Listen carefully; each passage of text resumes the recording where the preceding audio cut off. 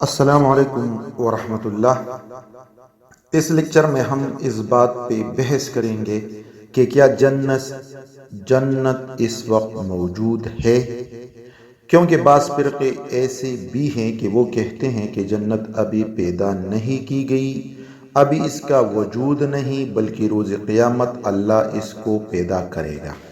تو ہم قرآن و حدیث کی روشنی میں اس بات پہ دلائل لائیں گے کہ جنت پیدا کی گئی ہے پہلے سے۔ تو شروع کرتے ہیں۔ تمام صحابہ، تابعین، تبع تابعین، محدثین و فقہاء اسلام اور اہل تصوف کا عقیدہ ہے کہ جنت اس وقت موجود ہے، جیسا کہ اللہ تعالیٰ کا ارشاد ہے وَلَقَدْ رَآهُ نَزْلَةً أُخْرَى عِنْدَ سِدْرَةِ الْمُنْتَهَى عِنْدَهَا جَنَّةُ الْمَأْوَى۔ ترجمہ اس کا ہے، اور بے شک اس نے دیکھا اترتے ایک اور بار، یعنی اترتے وقت اس نے اس فرشتے کو ایک اور بار دیکھا، عند سدرۃ المنتہا، قریب ہی سدرۃ المنتہا کی، عندہا جنت المأویٰ، اسی کے پاس ہے بہشت ہمیشہ رہنے کی۔ حدیث سے بھی ثابت ہے کہ آپ صلی اللہ علیہ وسلم نے معراج کی موقع پر سدرۃ المنتہا کو دیکھا، اس کے بعد اپنی آنکھوں سے جنت کو دیکھا۔ صحیحین میں حضرت انس رضی اللہ تعالیٰ عنہ کی روایت مذکور ہے، جس میں آپ صلی اللہ علیہ وسلم نے اپنی اسرا و معراج اور اپنی مشاہدات کی تفصیل بیان فرمائی ہے۔ یہ ایک لمبی حدیث ہے جس کا ایک جز میں آپ کے سامنے رکھتا ہوں۔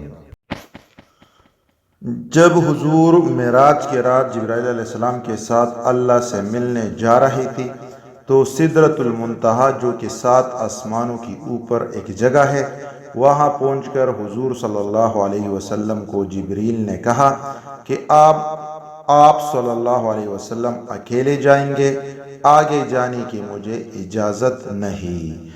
یعنی سدرۃ المنتہا بیر کا ایک درخت ہے، اور یہاں سے لوح محفوظ کے فرشتے امپورٹنٹ ڈاکومنٹس لے آتے ہیں اور فرشتوں کو سونپ دیتے ہیں۔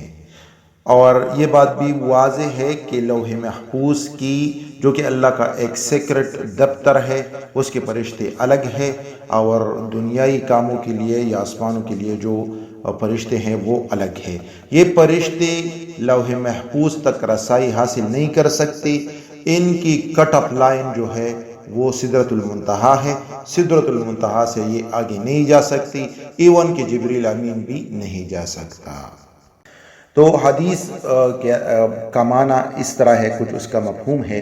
پھر حضرت جبرائیل علیہ السلام مجھ کو سدرۃ المنتہا تک لے گئے، حضور فرماتے ہیں، تو اس پر ایسے رنگ چھا رہے تھے جن کی حقیقت میں نہیں جانتا، یعنی مجھے کچھ پتہ نہیں۔ آپ صلی اللہ علیہ وسلم فرماتے ہیں، پھر میں جنت میں داخل ہوا تو کیا دیکھتا ہوں کہ اس میں موتی کے قبے ہیں اور اس کی مٹی مشک کی ہے۔ بخاری کی حدیث ہے یہ۔ ایک اور حدیث اس پہ کوٹ کرتے ہیں، تم میں سے جب کسی کا انتقال ہو جاتا ہے تو قبر میں صبح و شام اس کا ٹھکانہ اس کے سامنے پیش کیا جاتا ہے، اگر وہ اہل جنت میں سے ہوتا ہے تو جنت کا، اور اہل دوزخ میں سے ہے تو دوزخ کا ٹھکانہ پیش کیا جاتا ہے، اور کہا جاتا ہے کہ روز قیامت دوبارہ اٹھائے جانے تک یہی تیرا ٹھکانہ ہے۔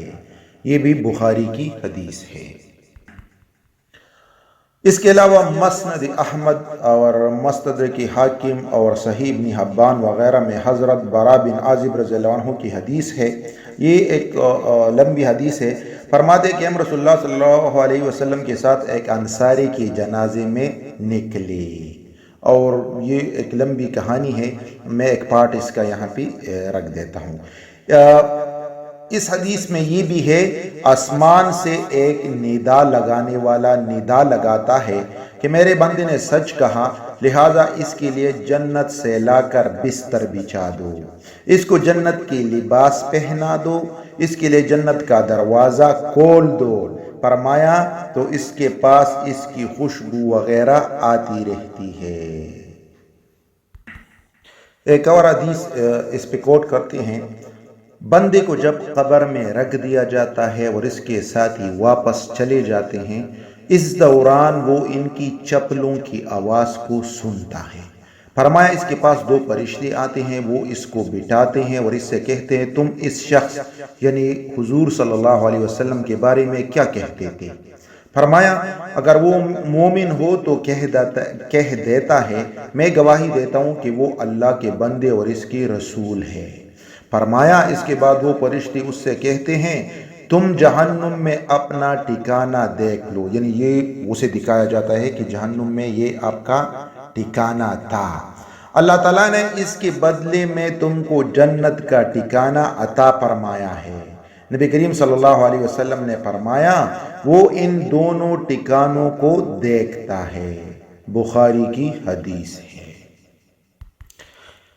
اس سے سملر ایک حدیث ابو داود کی بھی ہے، باقی جو پس منظر ہے وہ تو ہم نے بیان کیا، لیکن جو اصل الفاظ ہے وہ میں آپ کے سامنے رکھتا ہوں۔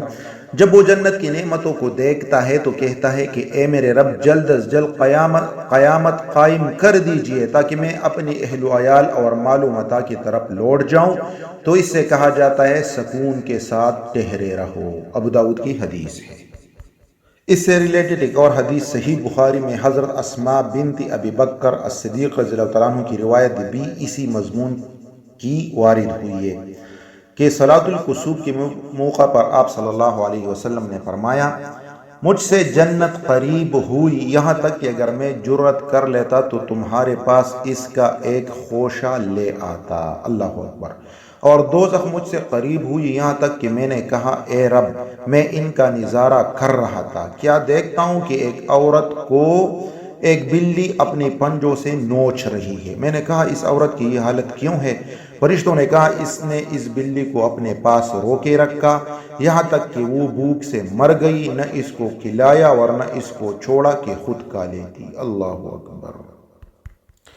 یہ بھی ایک بات ہو سکتی ہے کہ حضرت آدم علیہ السلام کو جنت سے ہی نکالا گیا تھا، تو وہ وجہ بھی اس کے لیے کافی ہے، لیکن اس میں علماء کا تھوڑا سا اختلاف ہے کہ وہ جنت کوئی اور جنت تھی۔ یہاں تک ہم بس کر لیتے ہیں کیونکہ یہ جو ہم نے بتائے قرآن اور حدیث کا جو مجموعہ ہم نے ذکر کیا یہ کافی ہے، باقی یہ ایک بہت لمبی چوڑی حدیثوں کا سلسلہ شروع ہو جائے گا جو بالکل فٹ ہوتا ہے کہ بھئی جنت پہلے سے ہی پیدا کی گئی ہے۔ ہمارے لیے یہاں تک کافی ہے۔ اللہ تعالیٰ سے دعا ہے کہ ہمارے عقائد درست فرمائے اور ہمارے اعمال صحیح کرے اور ہمیں جنتیوں میں شمار کرے۔ جزاکم اللہ خیر۔